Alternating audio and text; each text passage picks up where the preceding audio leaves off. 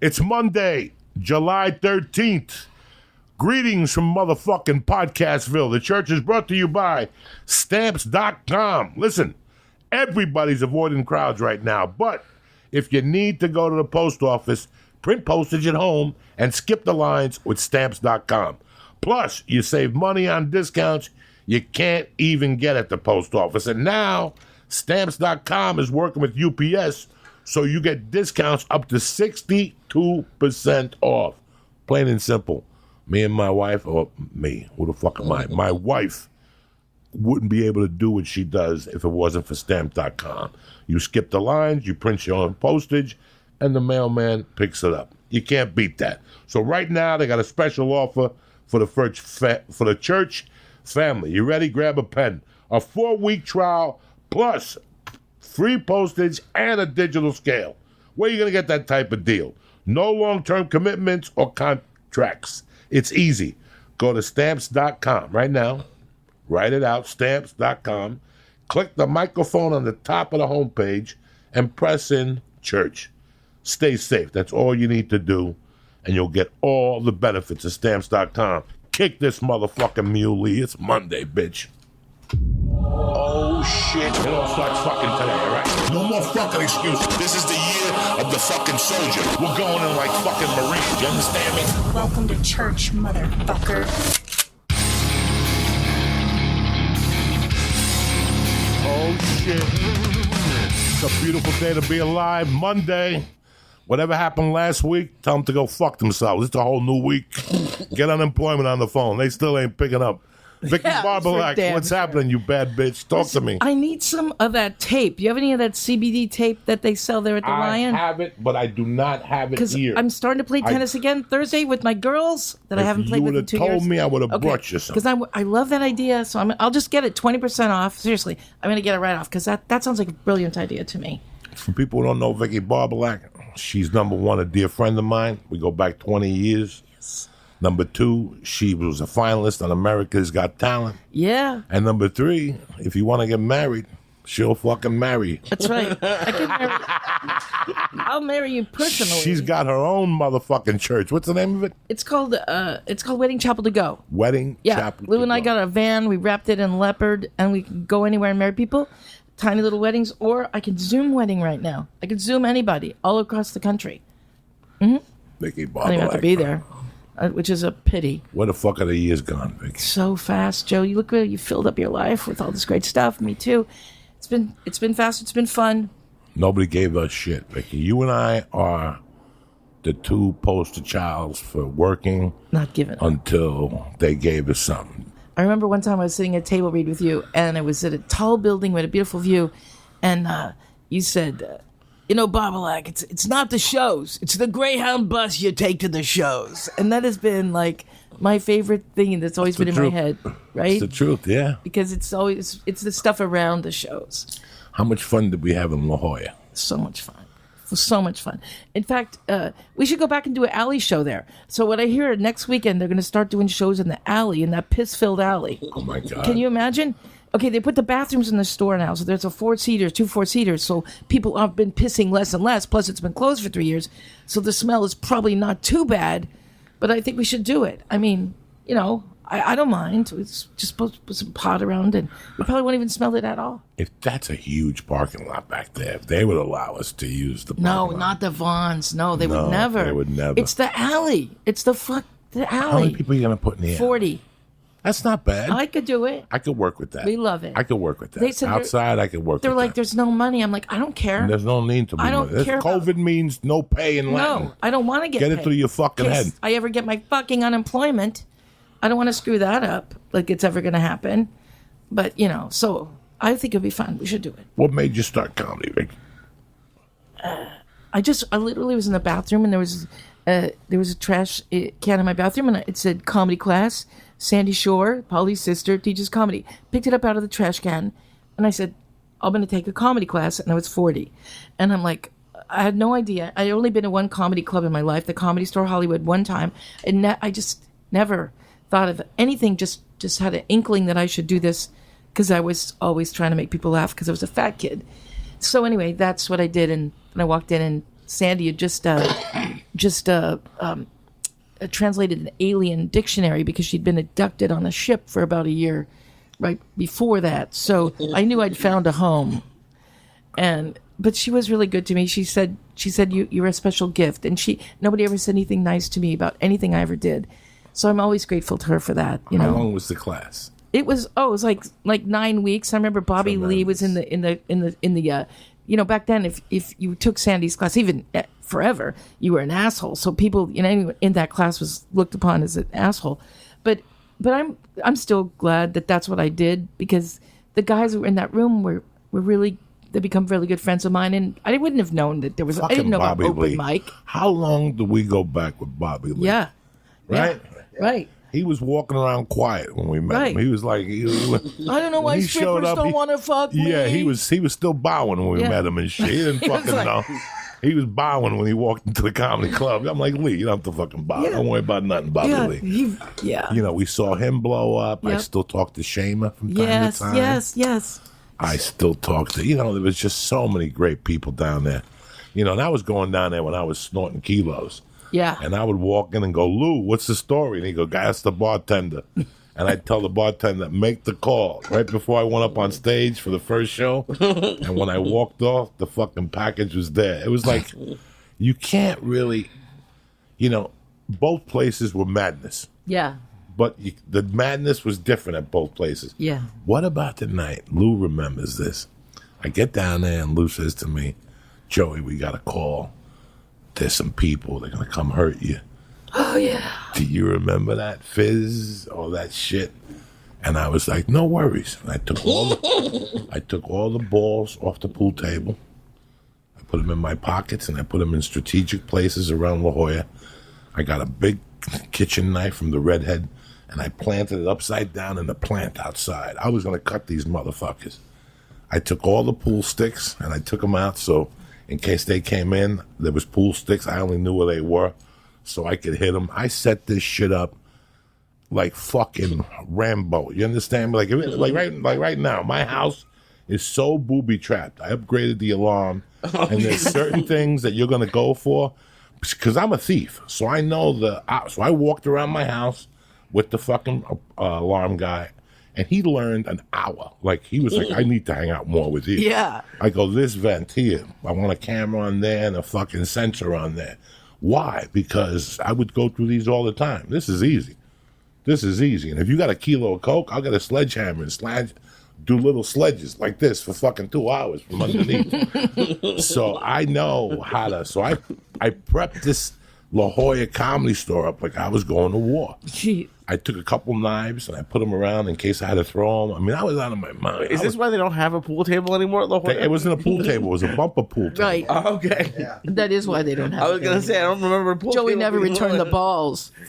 I had those balls everywhere, and I had a hooded sweatshirt, and I had a ball in each pocket. Oh, Jesus. I was fucking going big that night, because there was like 3 or 4 of them. It was him, another, and now we're dear friends. Now me and Fizz are dear friends. I don't know if he's still doing comedy. The other guy disappeared, who was really brilliant. The other kid was going to be a really good comic. He had the mind of a great comic. I don't know what happened to him, drugs, abuse, something happened to him. They were nice kids. They got mad at me because I told them not to touch the microphone at the comedy store. I go, don't touch it because the wire's going to break. Sure enough, the guy goes up there and takes it like a gorilla. The wire breaks. Now we got to do a 20-minute interval during a fucking 3-minute show for open micers. Really? Because you didn't want to be a polite open fucking micer. We told you not to touch the fucking microphone. Well, then he went outside and started getting loud with me. We pushed each other. Then he started threatening me and calling me. And I get to La Jolla one night, and everybody's like, listen, bro, he's coming by. I go, I got this handle. Man. I don't know who was featuring for me. I don't remember who the fuck it was. And I'm sitting outside in between shows, and I heard them. They were in the car. I'm sitting in a little booth across from the Chinese sushi restaurant. Right. I don't know what's there now. Another Chinese sushi Okay, because the restaurant. last time I went to the Brazilian Jiu-Jitsu school next door. Oh, yeah, right. Radiha. Yeah, He's great. That actually, guy. that is still... He's great. He still emails me. He's a great man. Yeah. In La Jolla, I forget what, Radin or something like that right now. He's a great teacher. He showed me sign control. He was great. So I'm sitting out there. I'm waiting for these jerk-offs. I look up Vicky. and I see them making the left onto La Jolla, in front of La Jolla. And I step up behind the plant. I got the knife in case I got to throw it. They had water pistols. They showed up to a fucking gangster's house with water pistols. So as they were going to pull the water pistols out, I took the fucking white ball and I just flung it at their car. And it sounded like a bomb went off. It went boom. They had like a Kia. It almost tipped it over. They had like one of those cheap Japanese cars that almost tipped it over. Totaled it. And they flew off within 20 minutes. Fucking Tommy was calling me. The cops just called me. What's going on? I go, they can't show it to fuck with me, and this is what happens. Never again did they bother me. Just that noise. They thought a bomb had gone off. They took off. They burned rubber after that. That's so funny. When I see you, I think of Marilyn. Yeah, me too. I think of Marilyn I think of you. once a week. Since I talked to you the other day, and I was doing a British podcast the other day, and they were saying, what happens if you don't, this is a sad part, I just shouldn't, but like, what happens if you don't have health insurance in America? I go, well, they put you in a fucking closet, and they say, goodbye. I just remember how much it would have been great if Marilyn could have had good health care. And it was so awful. But she was the best, funniest, most wonderful. I would be at a light with her, and we'd be white people. People would be crossing in front of us, and she'd go, "Vicky, does he look like the kind of guy that would twist your nipples? Doesn't he look like the kind of guy that would twist your nipples, Vicky?" I'm like, "Yeah, man, he so does. Yeah, I love that. I mean, I love it too." And I just I miss her so. She used to do phone sex. Oh, phone sex with her giant Slurpee. She was. My pussy. She had 50 cats. And I would call her, and she'd be doing phone sex. And she'd go, hold on 1 second. And we talk for a minute, and she's like, hold on. I'm going to suck your dick. You like it like me, call? You like Chinese women? All right, Joey, yeah, I'll pick you up around 8 o'clock. We'll go to Ventura. Ooh, you still there? Let's suck it. Play with it. Did you come yet? And you're hearing this on the phone. And she'd be making suck sounds out of a giant 64-ounce Slurpee. And then she'd sip the Slurpee. It was an experience when she died. A little piece of me went out of the comedy store. That was one of the other reasons why I stopped going to the comedy store, because she always told me about the store, how it was. Like, she really... I met her at the Laugh Factory for the Latino Laugh Festival showcase. I wasn't even living here. And she approached me and she goes, "Mitzi, see you yet?" Yay. And I'm like, no. And she's like, "That's your first stop after here." Yeah. And she goes, "Hold on, she might not be there tonight. It's Wednesday night. Wait till you come down. Next time I walk you into Mitzi's. Oh, good. Mitzi needs to see you." Awesome. And Marilyn was also the first person ever to call me out on my drug use. Mm. And when she called me out on it, I was done with the drug a week later. Wow. And that was 13 years ago. She's been dead 13 years. Yeah, it's so hard to believe. She died November 3rd, Rick Ramos' birthday. Yeah. November 3rd, 2007. Yeah. I quit coke maybe a week after. Oh. Because of how... No, it was a little... She died November whatever, but a month before that, she got the cancer in April. Yeah. And they brought her home in August because they knew what are we going to have her here for? It's no good. So they were having little parties for her. Yeah. And I would go on Sundays. And one Sunday, it was just me and her. And she was telling me that when she was going to beat this disease, she had to talk with God. And she wasn't going to curse on stage anymore. Oh. She goes, "I'm not going to curse on stage anymore because God doesn't want me to do this. If he beats this cancer, I'm not cursing on stage no more." And at that same breath, like, she was like, like when somebody's struggling to talk and breathe, she's like, "If I get over this, I told God I won't curse on stage no more." And she looked at me and she goes, "And God wants you to stop doing coke, Joey. Wow. You have to stop. You have to take care of yourself. You don't want to be where I am right now." And everything sunk. Because I knew this was it. I knew she loved me. Right. This wasn't some fucking fake counselor. This wasn't a guy at the Improv that wants to be cool and do an intervention. This was coming from a place of love. If it was anybody else, I would have smacked him at that time. How I was feeling. And I looked at her and I said, "You're right. I think it's time to do something with God." I think that is absolutely true, that she knew that and she wanted you to know that. The other part, though, it makes me sad because, I feel like she was always so brilliant, but she was so much ahead of her time, and people kept telling her not to swear, not to be bawdy, not to be like, you're too dirty. And it was like they were shaming her constantly, shaming her. But she knew in her heart that was not bad. It was good. What she was doing was very good. That's why I went after that producer. And that fucking producer, because he shamed her. God damn you, He Marilyn. shamed us a lot, and then he came around. Yeah. And he tried to help Marilyn out, but he was giving her, But nothing compared to what the guy was really making. But to hear that she internalized that so much that on her, bargaining days with God, that she bargained that. That she took their side against her own self. That's how much indoctrination she got from the industry, not just him, but from everybody. Mitzi never shut her down, but everyone else did. You're not going to get on this showcase over and over again. And because she was so much ahead of her time. That's all. What she did then is being done now on a fucking every show. I'm going to tell you a very sad story, but I've never told anybody this.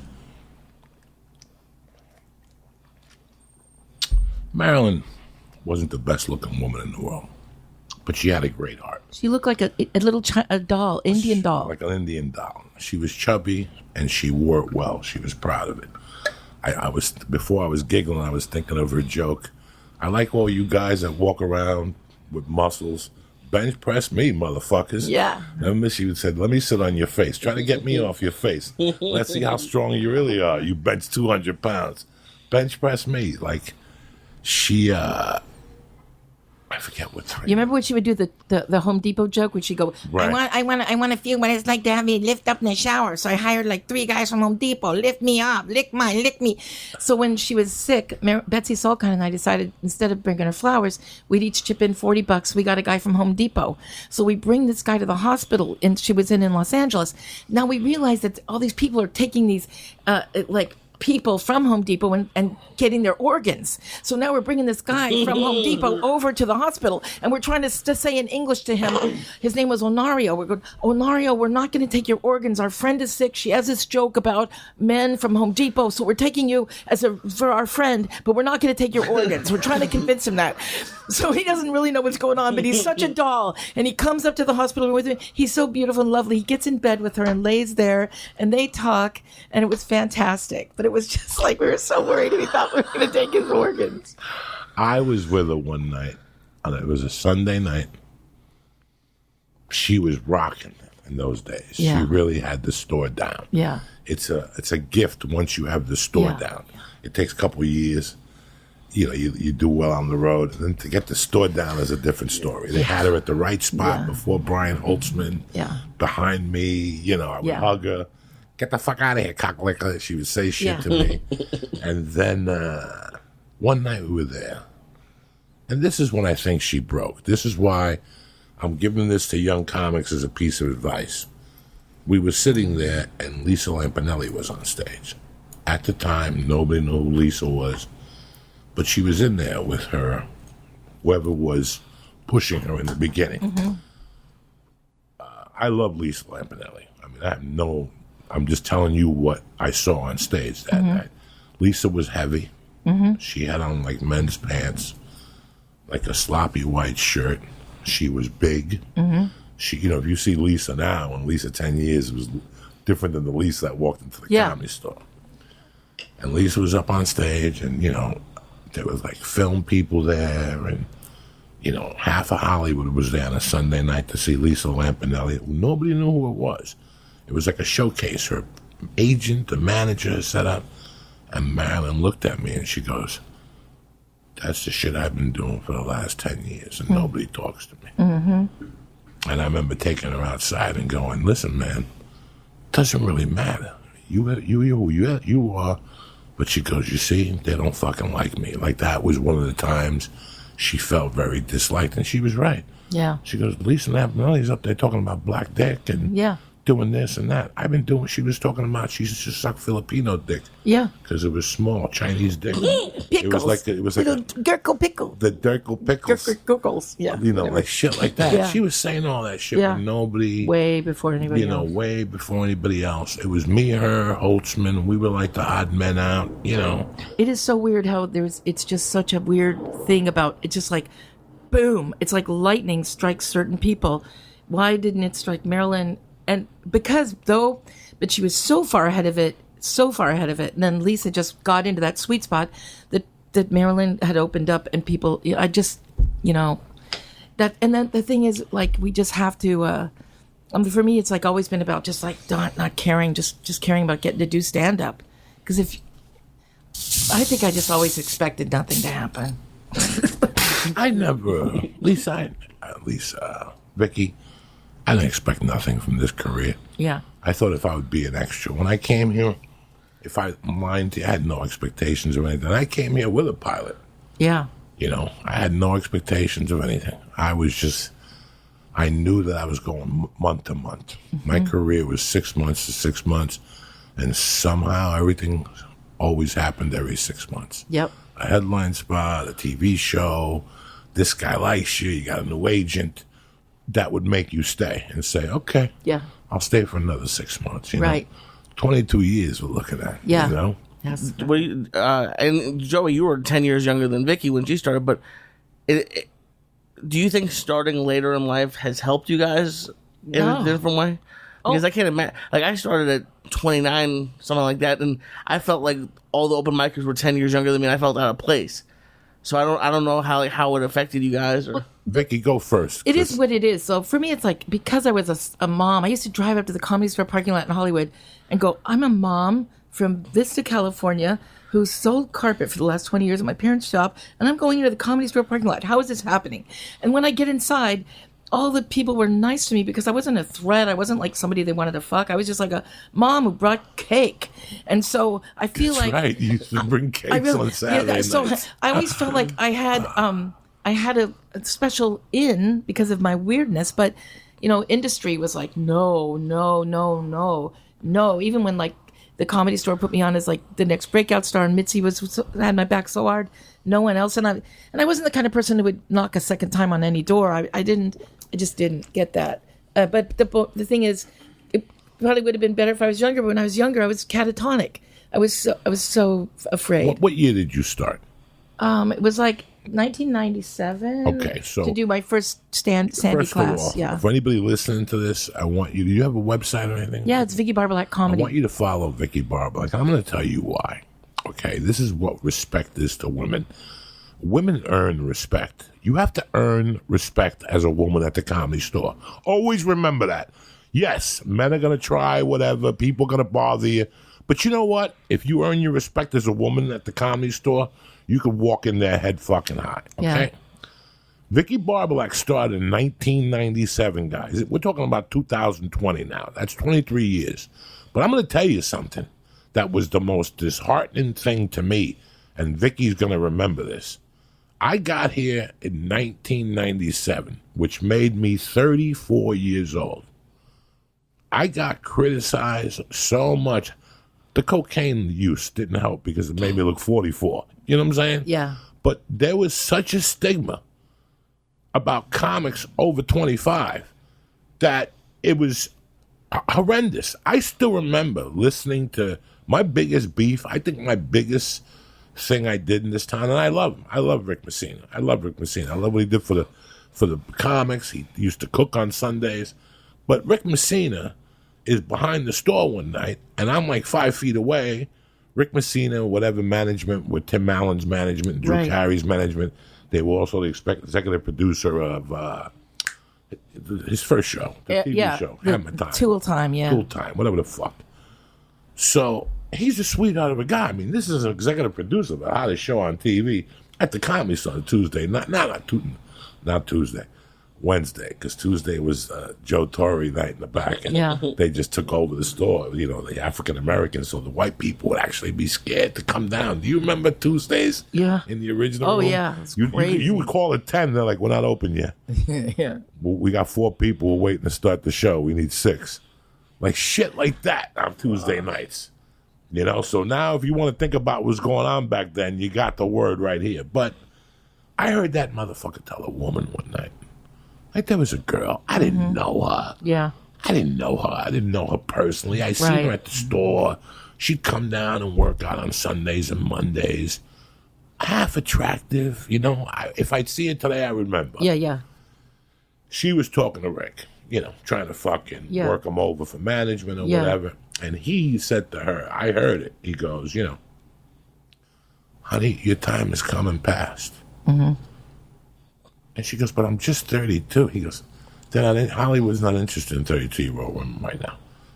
They're interested in 25 to 28.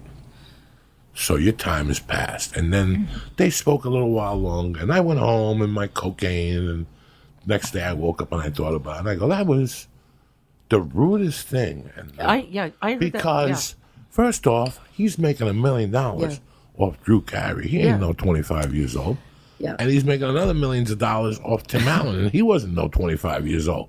So why they were discouraging us. They were purposely going, agents would say, right to your face. You're too old for what I'm looking for. What do you mean, what the fuck are you looking for?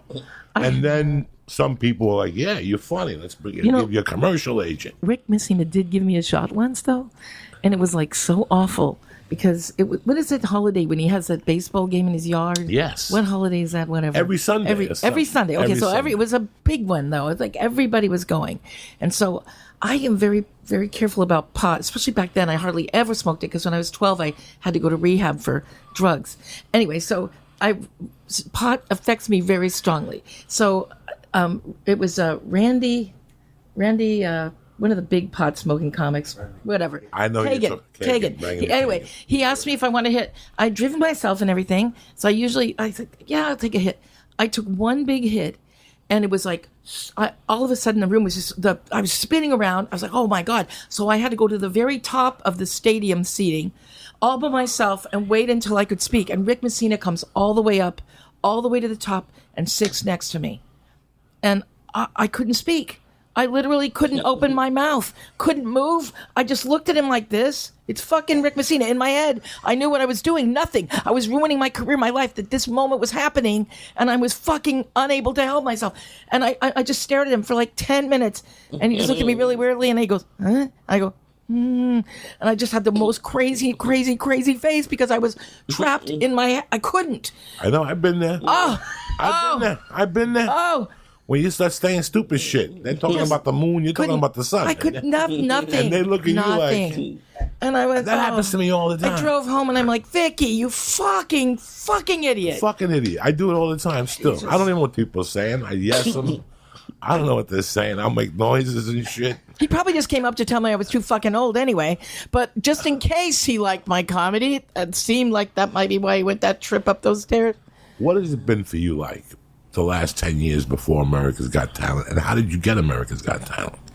The last 10 years before were pretty rough because those were the Tommy years, and I got kind of kicked out of the Comedy Store because he kicked everybody out that he didn't want around. And anyway, that I always felt like it was the worst thing that ever happened to me. But on the other hand, the terrible things sometimes turn out to be not the terrible things because I think I was taking it for granted. And so then I had to go around and just do whatever I could find to do. And I was doing, like private fundraisers, working in the clubs in San Diego as much as I could because I never stopped doing stand-up. I still went up like 4 or 5 times a week. Well, you get any love in La Jolla? Oh, yeah. Okay. I always got La Jolla. Right. And then I started that wedding business, and that turned out to be really fun, and that was great. And then and then I was also doing a really fun show called Funny Housewives of Orange County, which we had 600-700 people at every show. So that was like popping, and I was loving that. But then Sharon Houston called me up one day, and she goes, I'm producing outside for America's Got Talent. I want you to come out. And I go, fuck it.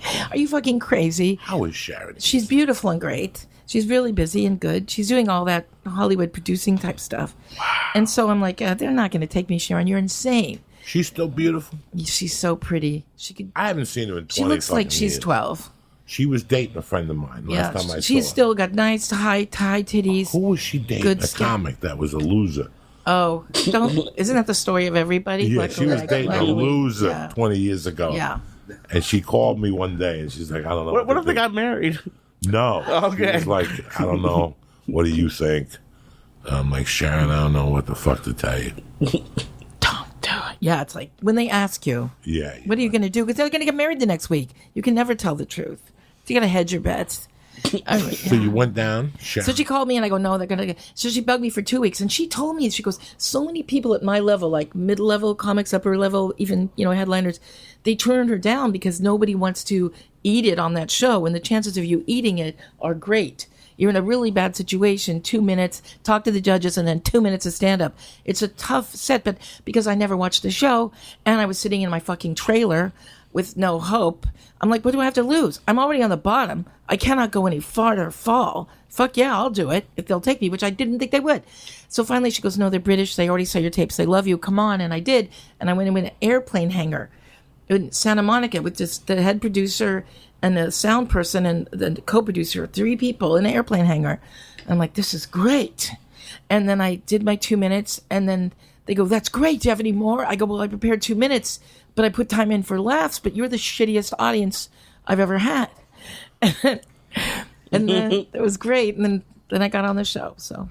And how many levels did you have to go on the show? I made it like to the finals. So How many weeks was I was that? like, it took a year. It takes a year. So they paid you the whole time? Not a dime. Not a dime. Okay. And we lived 105 miles from Hollywood, so we were considered local. We had to pay our own motel when we came in. So I was sleeping on a lot of couches. So was Lou. What the fuck? I can't believe we didn't call you and ask to say you're out. You lucky bastard. I still remember getting 99 Wheels of Justice. What was that show on TNN? 50 Wheels of Justice. And they shot in San Diego. And they gave me $65 per diem. I lived in Hollywood. Yeah. They paid me scale, but they gave me a hotel. Yeah. They would give you a hotel. Right. What's the radius for a hotel now? 150. Oh. Yeah. What motherfucker? I'm like, we should move. I thought about moving to a different trailer park, 35 miles farther south. But in the very end of the finals, when you're at the Dolby and stuff, they put you up. I think they put us for the last 2 finals. They did put us in LA. But the bottom line was, I didn't care because I'm used to being poor forever. What the fuck? I'm not getting my $15 tonight. Kill me, right? So it didn't matter to me about money because we already know how to live on air. So I just hoped that it would work out, and it did. So it was. Can you explain to people loving something so much?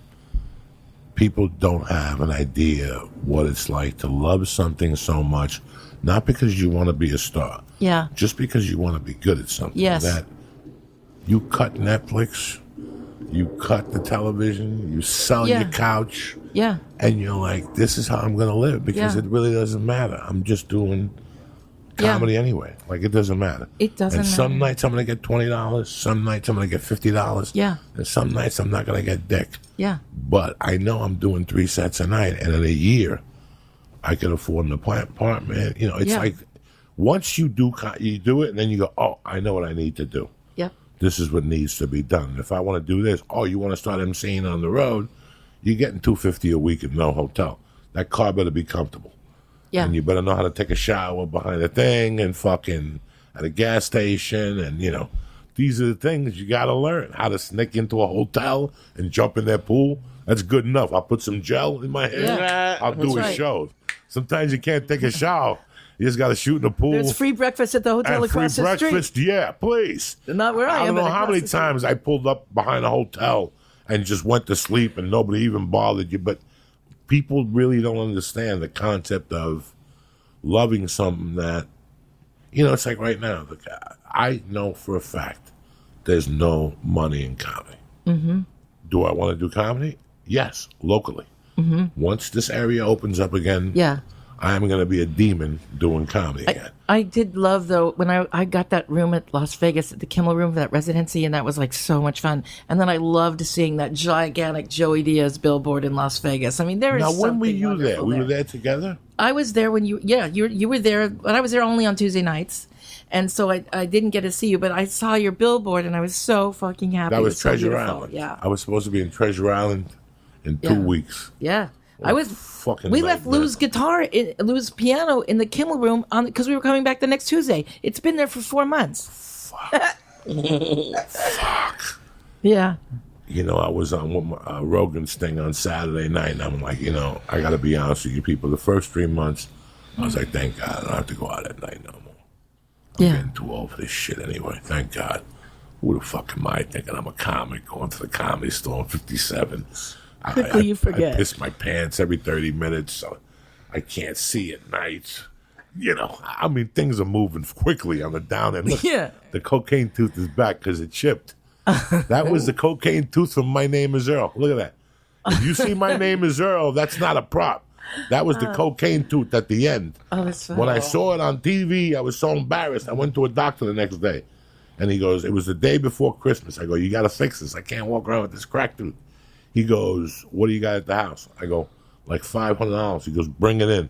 He goes, I'll only do it for you for it's Christmas. Aww. And he goes, it's only going to last 3 years. Well, it lasted 13. Nice. So, but it fell off the other night. Fine. So you can't. I talked to my girl, and she's like, Joey, give us a few weeks. Because right now, the dentist, that's all mouth. they got Lou, we got a guy in Mexico for you. With I can't go. I Nogales. can't, Oh, that. I got no passport. Oh. I got no passport. Lou is an ex-felon, and he can go. Well, not now. You went. I know, but that was before the 20 years ago. You can get a passport. You know, yes, you can. You know what you cannot get is a. I got a warrant.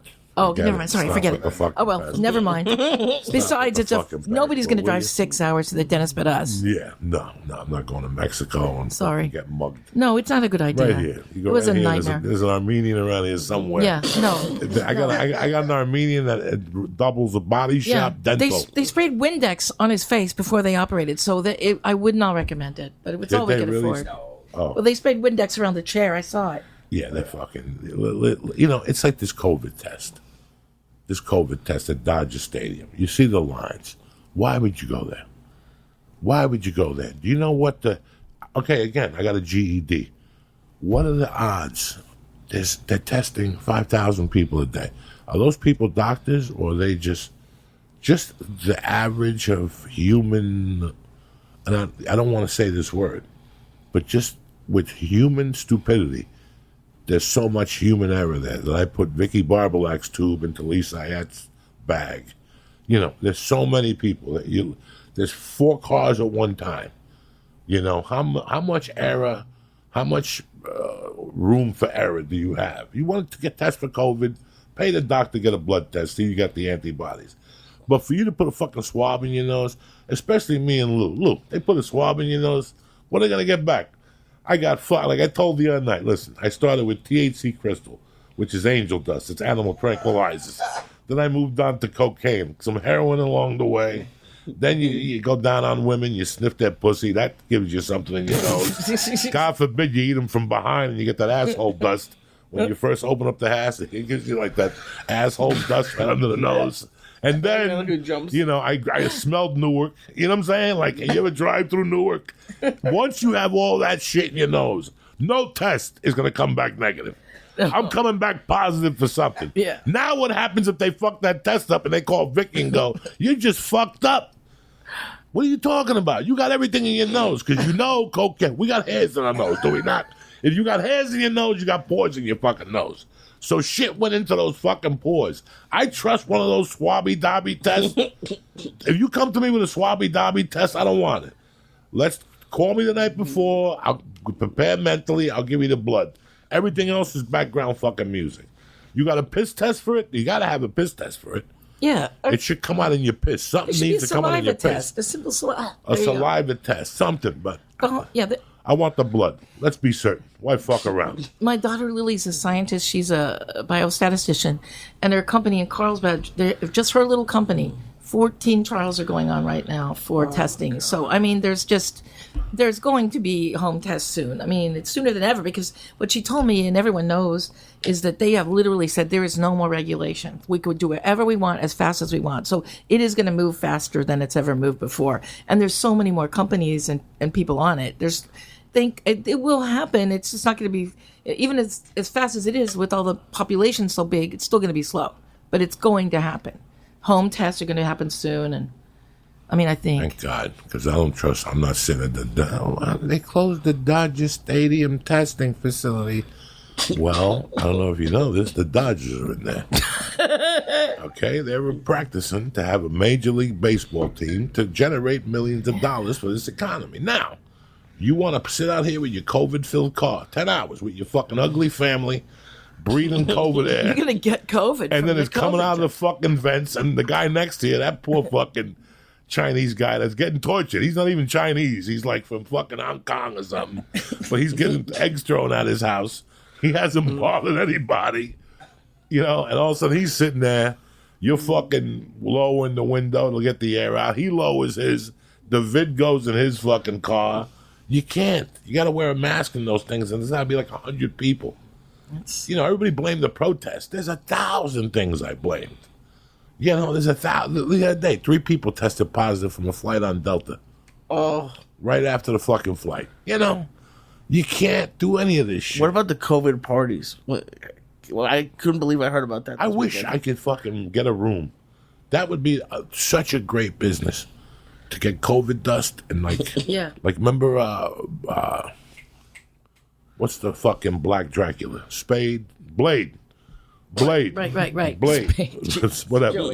Blade. Yeah. Fucking remember he went to the first party and the things opened and blood came out? Yeah. And everybody was dancing to the Yeah. blood. That's what they do. Yeah. I would love to have those parties. Yeah. I'm fucking great at that. I'll read one of those Hitler manifestos. I'll get one of those parties. I'll lock the doors and start spraying that fucking... I'll get one of those fucking things from the 50s Yeah. where you're just spraying fucking COVID dust in there and watch them go down one by one. And whoever gets the money... Now, that kid died playing the game. He should get the money. Yeah. He won. Throw it in. He won. They better renegotiate what party he went to. Because whoever gets the COVID first wins. I guarantee somebody else got it first, and this guy took the bullet. And as he was dying, he's like, I better get my money. He even told the nurse, get my money. How can we... Also, I got like $14,000 tied up in Delta tickets right now. And... You. Yes. And You have no idea what I had tied See- up in fucking JetBlue tickets. okay, I got you. And I'm We're like... going to lose that. I can't. What? Yeah, I'm not going to fly in time to get to I'm use not that. going to... You're right. I had 2 round-trip we've gotta- tickets on JetBlue. We've got to get him to First class fucking mint. And they're not going to save it for you? They're going to save it for like 9 months. I had... Right. Fuck them. And I love JetBlue. Yeah, a lot of people don't know this. Shit's gone away. I- That's why all that cancellation shit was so important. Cancel it. And get your money back now before people start realizing what's really happening. It's like I can't understand it. Why? Okay, I was like 6 months booked, so I buy tickets in advance because they're cheaper. So I have those tickets all bought, and then Delta goes, well, we'll live in two years, but my contracts are all void. Why is my contract with Delta void? I don't want to get on their plane because people are getting sick. It's just I really want the money back. I need it. Everybody, but what? Listen, there are so many. I do this podcast for one reason. I brought you on today for one reason. Because I know you bring joy. Right now, people are having the hardest times they'll ever have in their life. And I could tell you 1,000 stories I know personally. I'll blow a pilot, okay? I'll blow a pilot. I'm offering to blow any Delta pilot that's listening right now. Listen to me. Yes.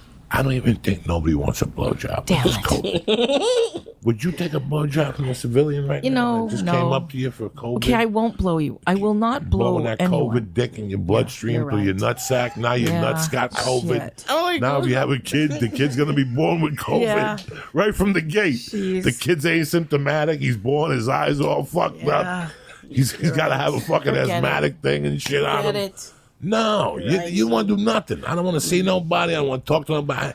I was having some fun with my wife for a while. For a couple of weeks, we were banging it out. But then I'm like, you come in, you piss, you got COVID on your hands. Thank God I always wash my hands. That's good. Before I touch my dick. Yeah. I've been doing Nice. that since I was 18. I don't even put my dick in the toilet. When I shit up. I'd rather leave a stain, like a snail, than leave my nutsack. I want my nutsacks and my dick to always be clean, prepared. I don't ever want somebody to come back and say, I got a toothache from sucking That your is dick. so- You know what I'm saying? So good to You know. have to be you know. He's a romantic. You know, that's why people listen to your show. You have to wash your fucking hands before you touch your Yeah. dick. If not, the woman you love or the guy you love is going to get something one day. He's going to come back with a fucking cavity. And I don't know how I got it. I haven't eaten That candy in explains years. why Lou's always washing his hands.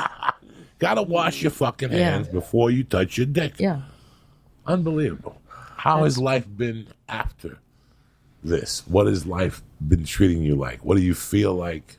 Honestly, the very best thing was seeing my name at the Comedy Store. The same night your name was up at the Comedy Store. That night was like the best night for me. Getting back to the Comedy Store was the best thing beyond anything else.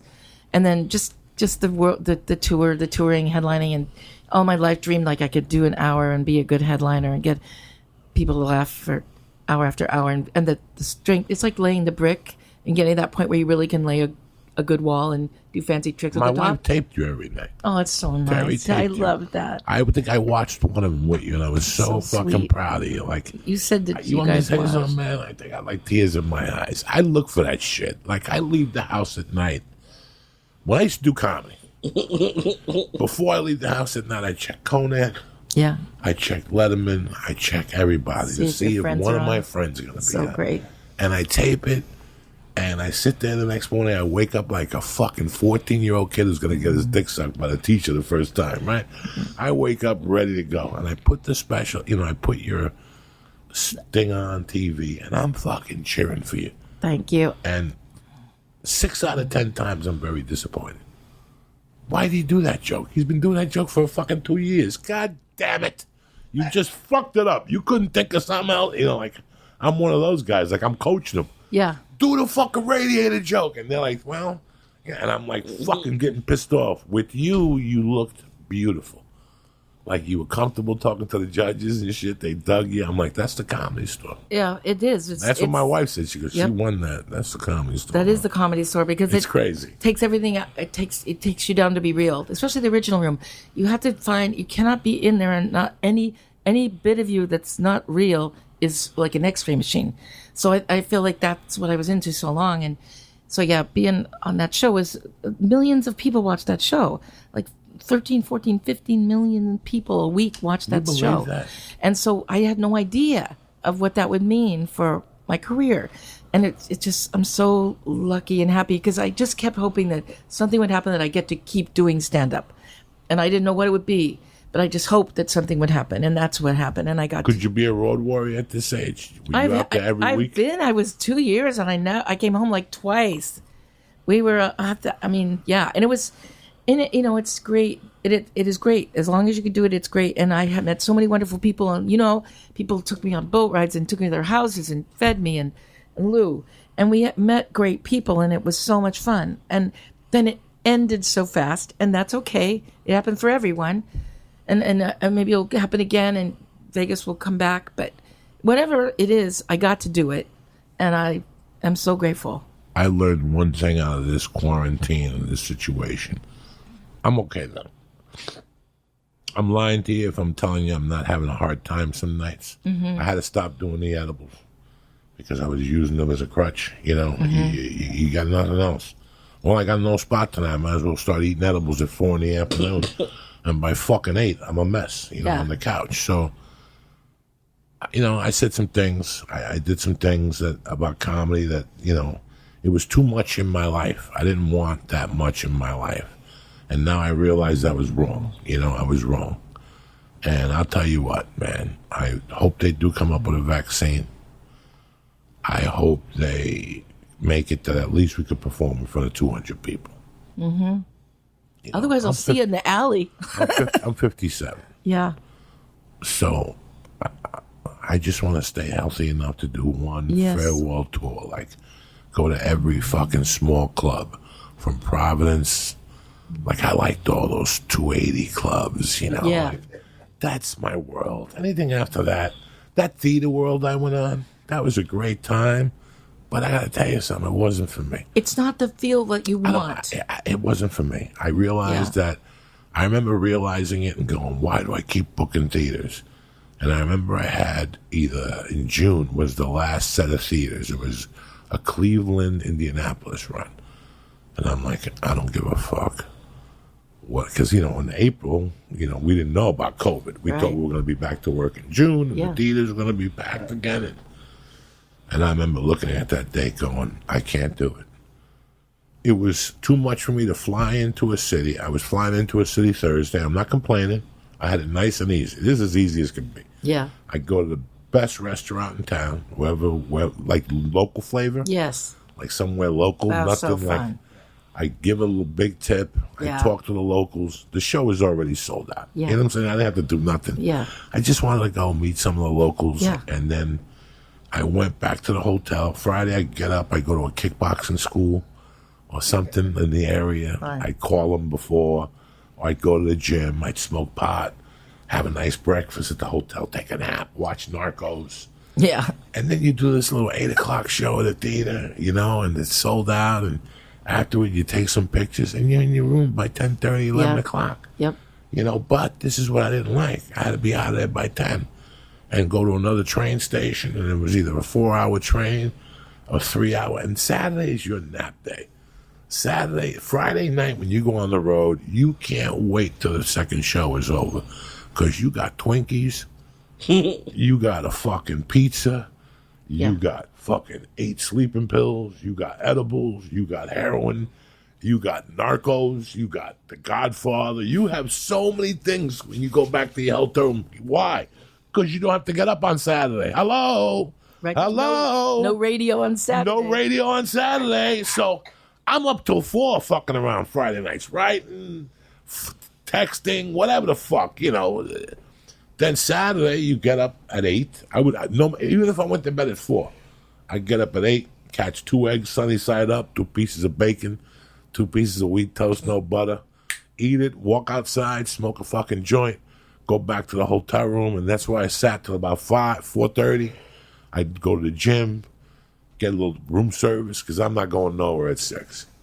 At 6, I'm not going nowhere, and everybody's got a piece of salmon, right? Everybody's got salmon. So I would eat salmon, go to the club. I rather do the clubs.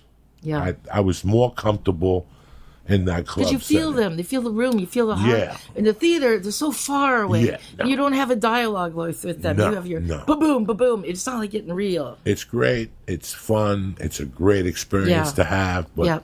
I'm going back to Sweet Home Alabama. Yeah. I'm going back to the clubs. Which ones? I don't know. We'll see which one's open and what's left. But that's how I feel. What really stuck with me we had Rudy Sarzo on our recent episode, and he said the thing that helped him in life is to not look for happiness, but to look for peace. And that sort of sounds like what you're talking about, Joey, because everyone talks about doing theaters and doing arenas, but you're more peace. You come to an age. Listen, it's all about your age and what you've been through and what you've seen. Mm-hmm. We've seen how many comics come and go. Yeah. That had more things going on than you and I have ever dreamed of. Yeah. They disappeared. They're go on Facebook. They're selling real estate. Yeah, they just couldn't. In Florida now. Yeah. This was too much. And this. I always just think they had sense. Yeah. No. This is too much. This is, this. The beginning of this is rough. The middle of this is rough. And guess when it gets rougher? Once you're up there. I can't imagine Kevin Hart's life. Yeah. No wonder he flipped that fucking car. I can't imagine Dave Chappelle's life. Right. Yeah. Arenas, fluffy. Yeah. That's not. I love that he's doing it. Yeah. But you know what? I just want to go back to the clubs. Yeah, for real. I want to Lenny Bruce it. Yes. I want to fucking. They're so. Talk to people. Yes. That's what you're doing it for. The theater's like, you're doing it for the check. How many clubs do you go to see the staff? Mm-hmm. Right.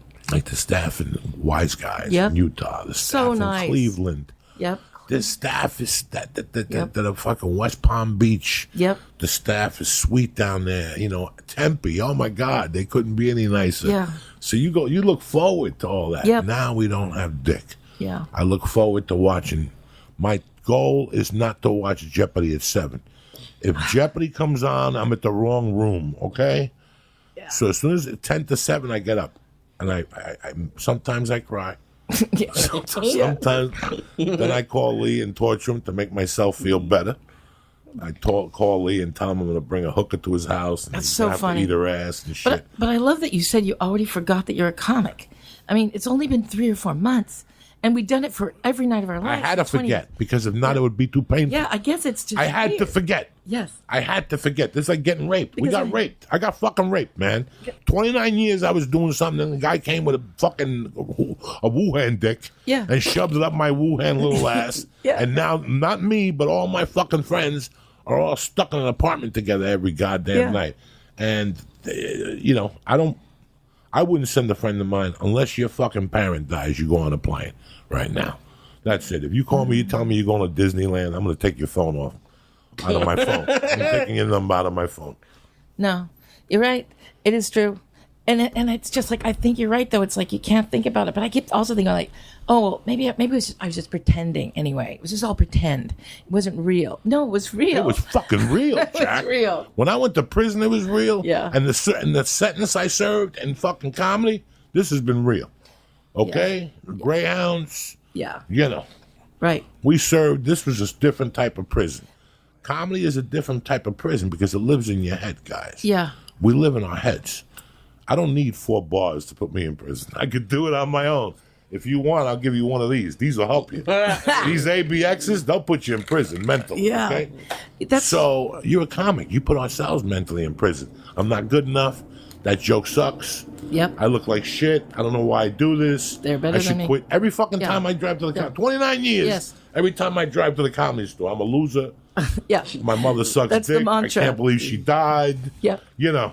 And then you catch yourself by sunset. You're like, what the fuck am I talking about? Yeah. I'm headed to the world famous, bitch. The fuck the motherfuckers up. This is mine. The fuck you talking about? I'm gonna go steal that like fucking. What are you crazy? But leaving the house when I gotta go on the road on a wet Thursday?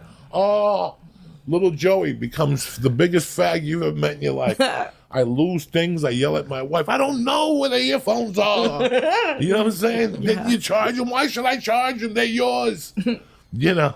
Right. And then you get in the Uber Look and at you're Lou. like, okay. Yeah. This is what I Okay. do. This is what I do.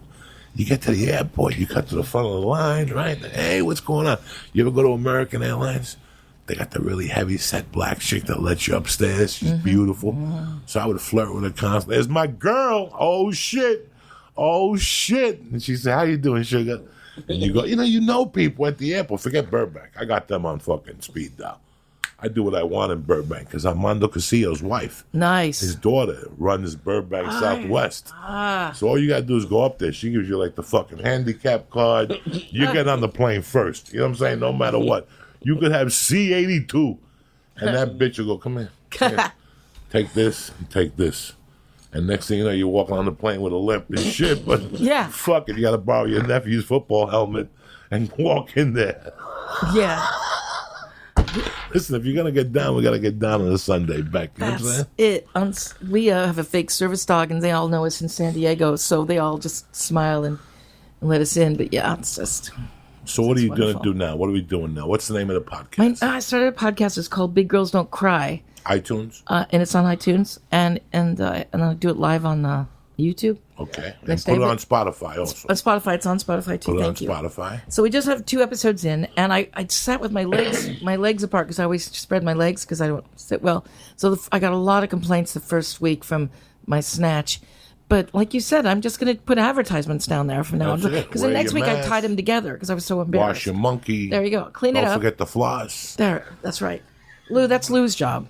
And then the best thing is you take those underwear, you sell them brand Yeah. new, but you also Yeah. tell them this. I got the, like right now you get the Sylvester Stallone in 2 versions, the uncut version Yeah. and the regular version. Tell them I got a pair of shorts for you that I walk a mile in. Yeah. You know what I'm saying? What do you want to do with those? Autographed. Those come autographed. That's an extra 20. There you go. Get a whiff of that monkey. I got to Fresh. get through this Lou somehow, don't give a Joey. fuck. You just Lou wants saved to us, smoke Lou. pot. You just saved Yeah, us. this is it. Yeah. Listen, there's 1,000 hustles on the compete. That's it. That's it. really is. That's and it. You're such a personality. You're such a sweetheart Oh, Joey, you're so great. that this is a natural for you. You're going to be doing 2 of these a week. Lou said, Vicky, it's like, we couldn't stay on the road forever. This might be a blessing. I'm like, it could be. I do, and I'm with my friend Amber Rose. My best friend died 4 years ago, Cindy Burns, and she was producer of Funniest Housewives of Orange County. Anyway, she was great. Joan Rivers found her right before she died, and it was great. And she was wonderful. But her daughter Amber is my co-host, and I love Amber, so it's really special. So it's really fun. Vicky, man, when I saw what was going on with you, I was very happy. Thanks. Because finally the good guys won. Finally the good guys won.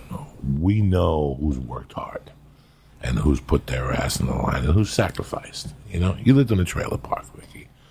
You've sacrificed. I mean, I've been so grateful, but yeah, people dropped off food sometimes, and I was so embarrassed. Like, people are dropping off food. They know I would let it slip that a job got canceled. I let it slip with my friend, and then I get home, and there's a bunch of bags of food from Trader Joe's outside, and I'm like, fuck, I'm such a fucking loser. I'm the worst mother. And then I went, on the other hand, somebody loves me so much that they're going to drop off food for us. So I was like, learn that kind of gratitude, and that's the great thing about doing what you love, just jumping off that cliff and letting it happen. And so people always go, like, you've struggled, you sacrificed. If I'd have kept my parents' fucking carpet store like I was supposed to do and been rich from that shitball life, that would have been suffering. So I feel like I haven't suffered. I've been just so happy. Poor, but extremely happy. But fucking happy. Fucking man. happy. Yeah. Fuck them. Right. Yeah. Money don't buy happiness, and people really don't know that until they find happiness and they see that. What was all that fuss about? That's what people are saying about COVID. The lesson that other people will learn is that you will find that you will find happiness other than on what you can fucking buy at the mall and the shit you can order. You can find happiness a whole different way.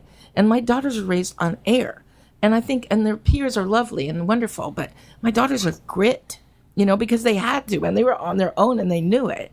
So I think that also children, just our world was just becoming so buy, get, and even in my own head.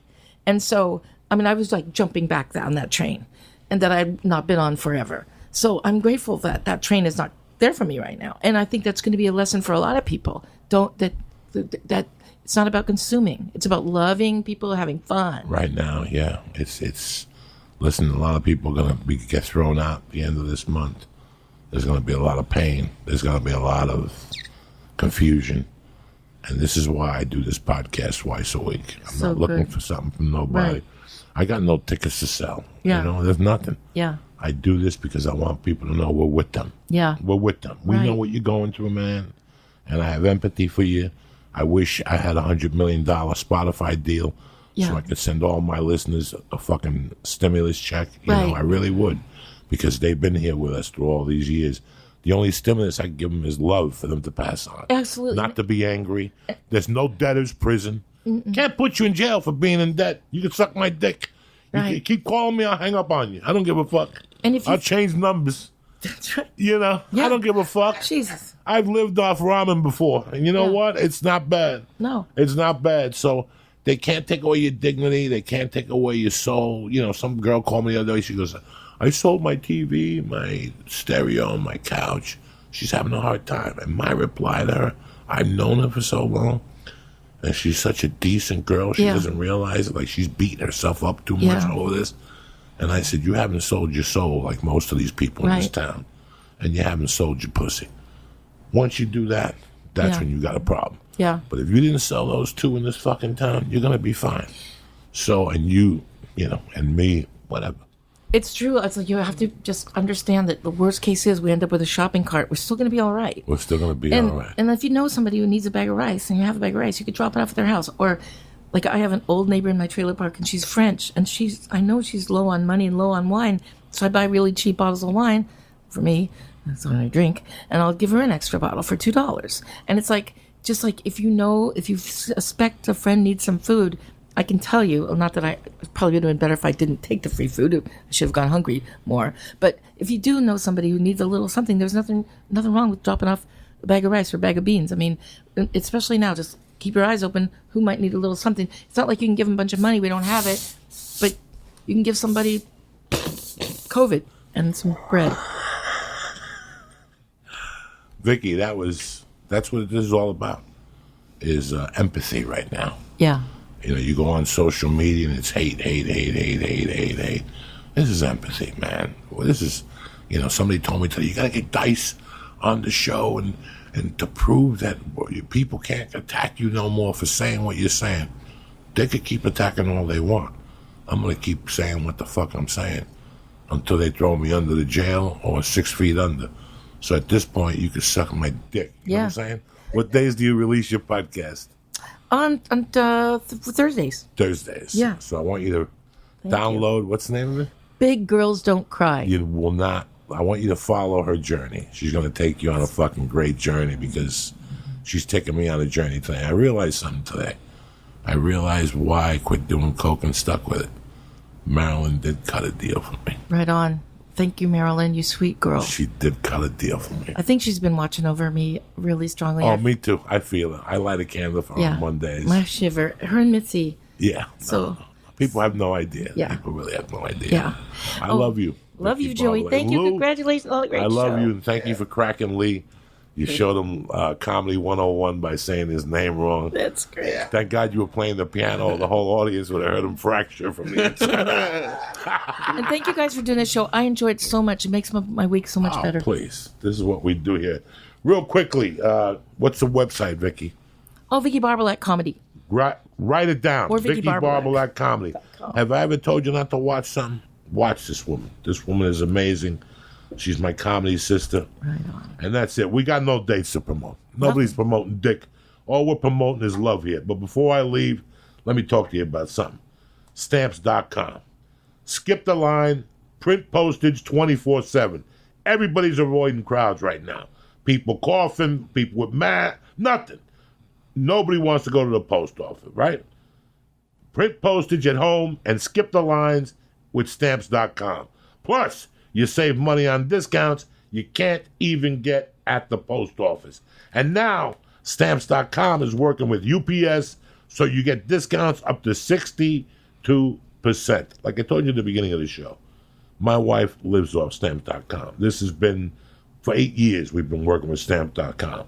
Any letter, any size package, going anywhere in the world, right from your couch, right from your couch.